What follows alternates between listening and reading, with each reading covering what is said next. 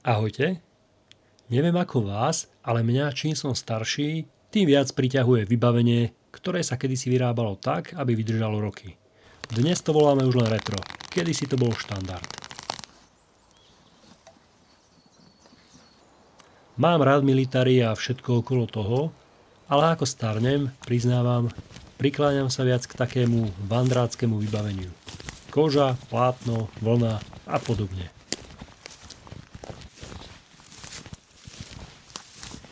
Roky som zháňal pekné retro batohy podobného štýlu, väčšinou šlo o staré vojenské batohy švajčiarskej, norskej či švédskej armády z poctivých materiálov a mám ich dodnes. Ale všetky mali jednu spoločnú vlastnosť. Boli žiaľ menej pohodlné. Pred pár rokmi som si všimol jeden batoh z českej dielne Jubo Bushcraft. Musím sa priznať, že ma veľmi rýchlo zaujal a sledoval som ho asi 2 roky a zvažoval, či áno alebo nie. Peniaze žiaľ nikomu nerastú na strome a tak to trvalo. Ale keď som ich našetril, rozhodol som sa kúpiť ho. Ak to vidíte rovnako ako ja, tak si prídete na svoje. Dnes si dáme pauzu od všetkých tých moderných plastov, membrán a taktických molevezieb. Vrátime sa k úplným koreňom, k materiálom, ktoré sú prírodné a dýchajú históriou. Začnime tým najdôležitejším, príbehom a materiálom. Tento batoh vznikol v českom Šumperku a chalani z Jubo Bushcraft si povedali, že chcú robiť batoh inšpirovaný minulosťou. Teda dizajnom, aký nosili naši starí otcovia. Stará dobrá klasika.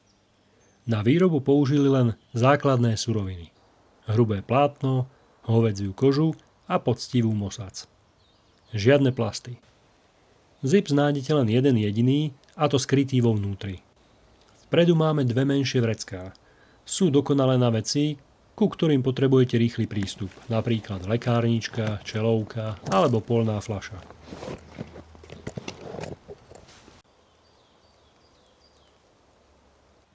Batoh sa robí vo 2 verziách. Čisté plátno alebo tzv.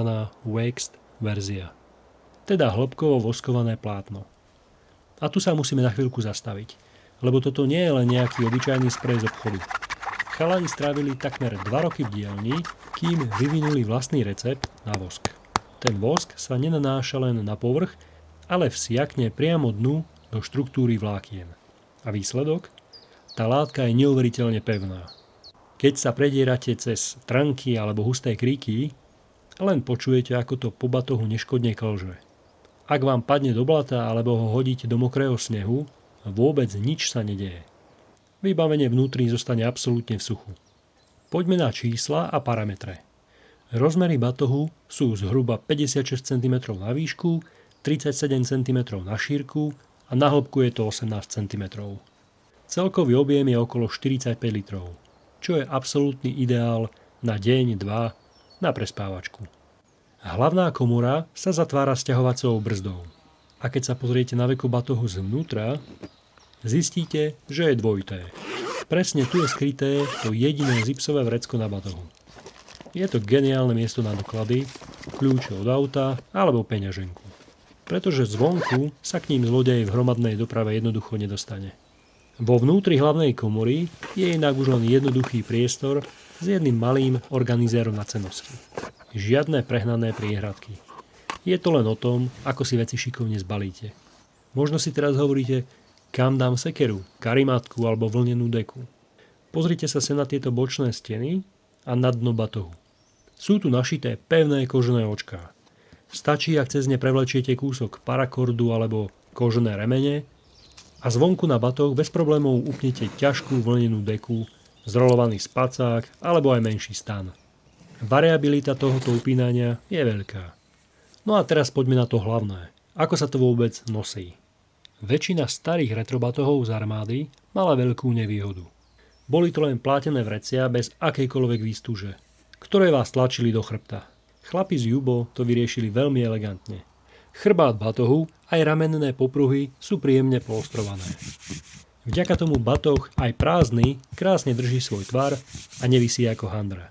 Batoh nemá integrovaný bedrový pás, ale výrobcovia tu nechali pripravený tunel, cez ktorý si originálny polstrovaný bedrový pás viete jednoducho prevliecť. Prípadne viete použiť aj opasok.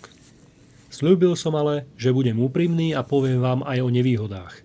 Žiadny kus výbavy nie je dokonalý a tento batoh si za svoj štýl vyberá určitú daň. Nevýhoda číslo 1. Váha. Zatiaľ, čo moderný 45-litrový batoh váži okolo 1 kg, tento vandrák váži skoro 1,6 kg, už len keď je prázdny. Bavlna, vosk a hrubá koža jednoducho niečo vážia. Nevýhoda číslo 2. Manipulácia a úprava popruhov. Máte tu klasické kožené remene s prackami. Kým to v zime so skrehnutými prstami rozopnete, trvá to dlhšie. Alebo ak potrebujete niečo vytiahnuť rýchlo v lejaku, musíte s tým jednoducho počítať. Čo sa týka vlastností vosku. Keď je vonku teplo a batoh necháte na slnku, vosk zmäkne a batoh je krásne poddajný. Ale keď idete do lesa v tuhej zime a mrzne, to voskované plátno stuhne a stvrdne. Bude ako doska. Až kým s ním neprídete večer k ohňu a on opäť pekne zmäkne. To je vlastnosť, ktorá sa mi mimoriadne páči. Rýchly tip odo mňa, odporúčam natrieť kožené prvky včelým voskom. Pekne zmäknú a stmavnú. Keby som to mal zhrnúť a povedať vám ceny, základná nevoskovaná verzia tohoto batohu stojí okolo 160 €. Ak chcete túto voskovanú verziu, pripravte si zhruba 220 až 240 €. Je to málo? To rozhodne nie. Ale neľutoval som jediné euro, ktoré som dal za tento batoh. Pretože je mimoriadne robustný, má poctivé materiály, hrubé voskované plátno, prémiovú hovädziu kožu, mosadzné prvky a v neposlednej rade to najdrahšie. Poctivý kus českej remeselnej práce. Nie nadarmo sa hovorí zlaté české ručičky. Moderné batohy sú ľahšie, praktickejšie, no keď sa vám na nich pokazí zips, je možné, že skončia v koši.